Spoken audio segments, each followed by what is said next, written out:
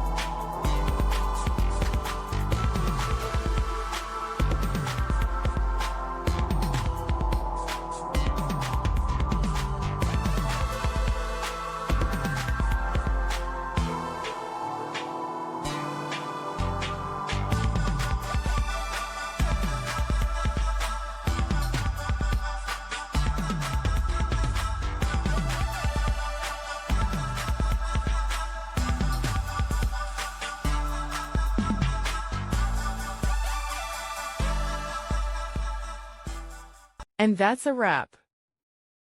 I hope you found the answer you were looking for. If you did, take a second to hit that subscribe button. It really helps out.